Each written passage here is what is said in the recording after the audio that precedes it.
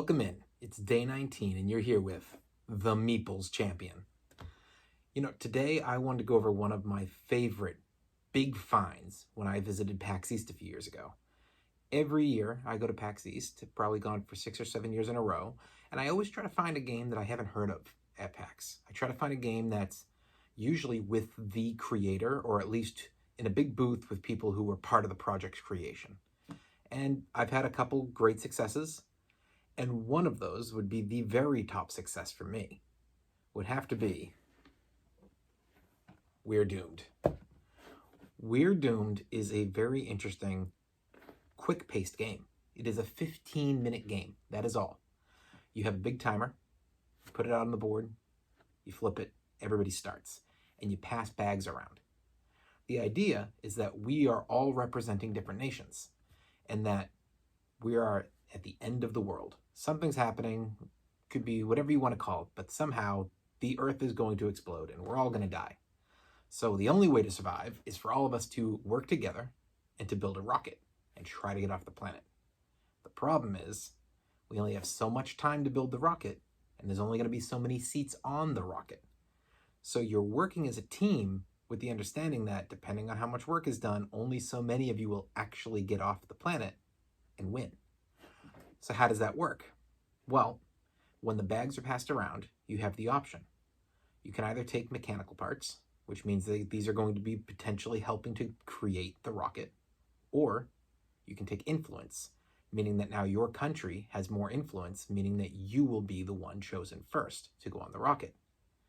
At the end of everybody taking a turn of this, you then will at any way, could be I say I'm throwing in a piece for the rocket.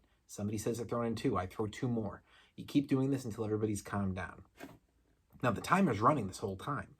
So when you get to the end of this, you figure out who had the most put in. If there's a tie, everybody who wasn't in the tie has to 1, 2, 3 point and vote.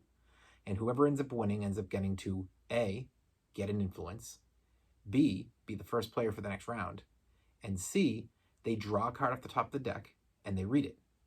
Now, these cards can do one of 2 things. They can either be a card for you, which means you see the card, you realize, oh, this is, I believe it's a black color card.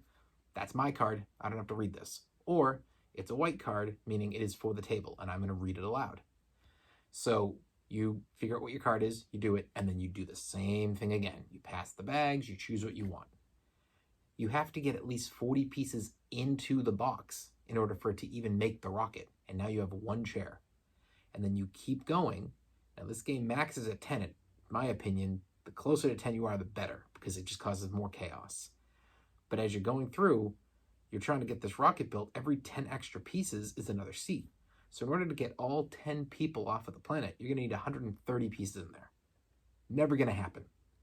The creator himself told me that he had never seen somebody make all 10 seats, that he had only gotten as close as seeing 9 seats get made once. So, where does this stand on my area?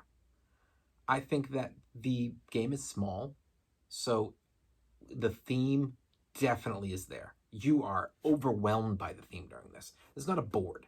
There's not a big amount of pieces to this game. The components are literally cards, some stands to hold up your particular card, and the little cardboard pieces you're collecting that represent either your pieces to make the rocket or your influence. That's really it. So quality's fine. The game's theme, fantastic. The art is great. I have no complaint about the art. And with a game this small, I think that the art doesn't have to be fantastic to be successful. So all those are fantastic. The price is acceptable. When I got this, I got it for $30. I've looked into it since, and it's usually right around that mark, somewhere from $30 to $35. So it's not hard to get. It is 15 minutes long, so it's not a long game. You're not going to be trying to get this to the table. This is one that gets to the table easily. You can play this with anybody. It's not hard to understand, and if somebody's having trouble with it, the fun thing is that it's only 15 minutes. So most of the time, everybody's just laughing because, oh my God, this person's not able to figure it out. They're all confused what they should do. They're wasting the clock. Everybody's yelling, and the game gets more fun that way. When everybody's freaking out and yelling at somebody because it's not being done right, That's the element of the game. So, in my opinion, this is a must own. I think that this is the type of game that can go to anybody's collection. You can play it with family, you can play it with friends, you can play it with kids, you can play it with adults. You can do a lot with this game. There's about 100 cards. I haven't gone through them all. I only ever read a card when it's drawn, and I shuffle every time I play the game. I've played this probably 20 or 30 times, so I've probably read in total 100 and something cards, but I've read a lot of cards repetitively. So I don't know what a lot of those cards do, but they make it interesting. What's even more interesting is the player abilities. There are 5 different types of a nation that you can be. Each nation has 5 options on their turn, and you get to choose which one you want to do. So you can draw from the bag to get that influence. You can draw from the bag to get more parts. You can steal from somebody the parts, or you can steal from somebody the influence, or you can use your parts, not contribute to the big rocket, and instead create your own nuke somebody at the table, wipe them out. They are now out of the game. Now, depending on which of the 5 people you are, they make those easier.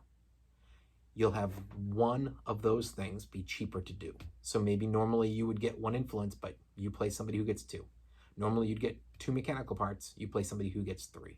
You could steal from somebody by giving up an influence. You can steal 2 mechanical parts. Now you can do it for free. Or you could steal an influence by giving up some mechanical parts. Now you can do that for only 1 mechanical part instead of 2. Or instead of nuking somebody by spending 10, you can nuke somebody by spending 6. So these are helpful, but at the same time, everybody knows what you have. So it starts to be pretty obvious. If you're the guy with the more powerful nuke, you're probably going to be targeted. So you don't want to be hanging on to the mechanical parts too much, because if you are, people are going to start coming after you. It also means you have to be aware of, don't get too much influence, because you might be the guy that has the most to get on the rocket. But now there might be 2 players who have that nuke ability who say, you need to go because you've got way more influence than the rest of us. So you run into issues. It's a really good psychological and sociological game that allows you to just delve into that. Can you trust somebody? Can you work together long enough? You know, as the time's running out, you start panicking and you start abandoning hope, and all of a sudden you realize, like, oh, I gave up. I decided to try to get more influence. It wasn't enough to get on the rocket, but if I had just taken the mechanical parts, would have had enough to have gotten it in there. Or you have it all ready, you're all going to get on the ship, but you didn't have enough time left to actually have everybody throw their pieces in the middle. And now you have, between the 10 people playing the game, you have 35 pieces sitting outside. None of it got in the box. 3 seats got wasted. It's a fun game. As I said before, I highly recommend. I think that you should go online. You can definitely get this on Amazon. I have seen it before in a Barnes & Noble. I actually have even seen it in Target before, although I don't think they normally hold these. This was very popular a couple years ago. Right before the pandemic struck, this game was a pickup by me, and it got really big in stores for a while. So, make your effort, go out, pick it up, enjoy it, and we'll get back together tomorrow, day 20, and we'll discuss another game yet again. You've been talking to the Meeples Champion. Have a great day.